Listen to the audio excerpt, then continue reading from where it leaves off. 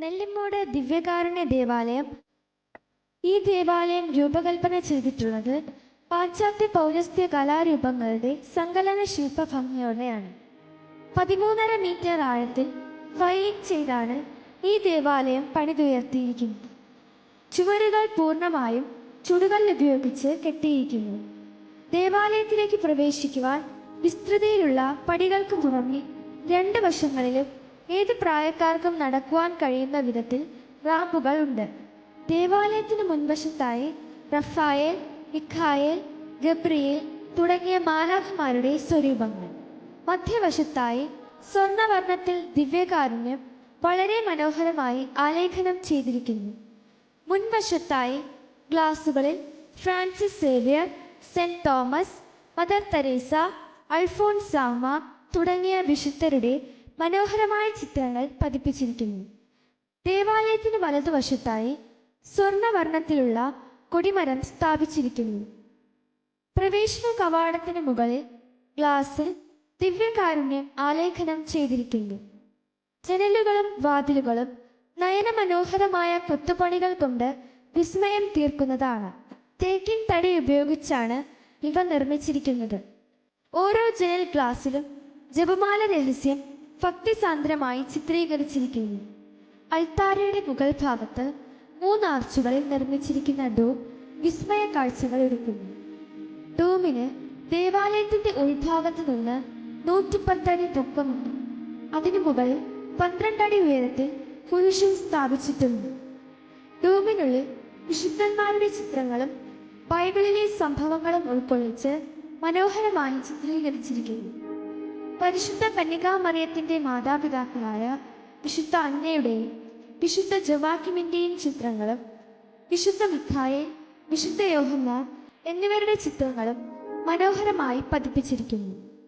അൾത്താര ദൃശ്യങ്ങൾ ഒരു വിശ്വാസിക്ക് ഭക്തിയും പ്രാർത്ഥനാ ചൈതന്യവും ഉളവാക്കുന്നു.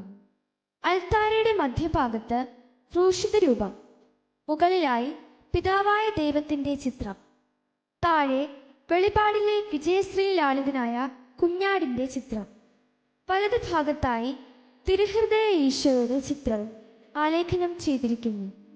ഇടതു ഭാഗത്ത് ദൈവം മനുഷ്യനായി പിറന്നതിന്റെ ഓർമ്മ ഉണർത്തുന്ന ഉണ്ണീശോയുടെ ചിത്രം, വലതു ഭാഗത്തായി ദൈവത്തിന് ആദ്യമായി അപ്പവും വീഞ്ഞും സമർപ്പിച്ച പുരോഹിതൻ, ബൈബിളിലെ ആദ്യത്തെ പുരോഹിതനുമായ മെൽക്കിസദക്കിന്റെ ചിത്രവും ആലേഖനം ചെയ്തിരിക്കുന്നു.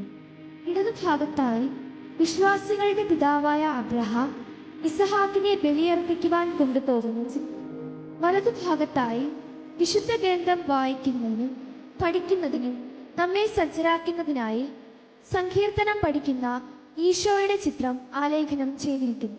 അൾത്താരയുടെ ഇരുവശങ്ങളിലായി യൗസേ പിതാവിൻ്റെയും പരിശുദ്ധ മറിയത്തിൻ്റെയും രൂപങ്ങൾ, ഈശോയുടെ സ്നാനത്തെ പ്രതിനിധീകരിക്കുന്ന സ്നാപക യോഹന്നാന്റെ രൂപവും സ്ഥാപിച്ചിരിക്കുന്നു. ബാൽക്കണിയിൽ പ്രവേശിച്ചാൽ ദേവാലയത്തിന്റെ 4 വശങ്ങളിലും സഞ്ചരിക്കാവുന്ന വിധത്തിൽ നടപ്പാത. പുറകുവശത്തായി എമ്മാവൂസ് യാത്രയുടെ ഓർമ്മ ജനിപ്പിക്കുന്നതിനായി എമ്മാവൂസിലെ ശിഷ്യന്മാർക്ക് യേശു അപ്പം മുറിച്ചു കൊടുക്കുന്ന ദൃശ്യം ആലേഖനം ചെയ്തിരിക്കുന്നു. 100-ലധികം പടവുകൾ പിന്നിട്ടാൽ ദേവാലയത്തിന് മുകൾ നിലകളിലേക്ക് പ്രവേശിക്കാവുന്നതാണ്.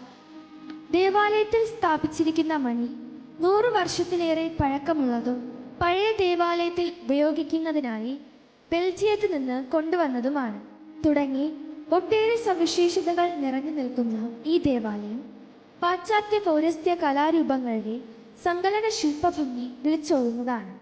ദിവ്യകാരുണ്യനാഥന്റെ നാമത്തിൽ സ്ഥാപിതമായ ഈ ദേവാലയം കൂദാശവൽക്കരിക്കുമ്പോൾ ഒരു നാടിന്റെ മുഴുവൻ സ്വപ്നമാണ് യാഥാർത്ഥ്യമാകുന്നത്.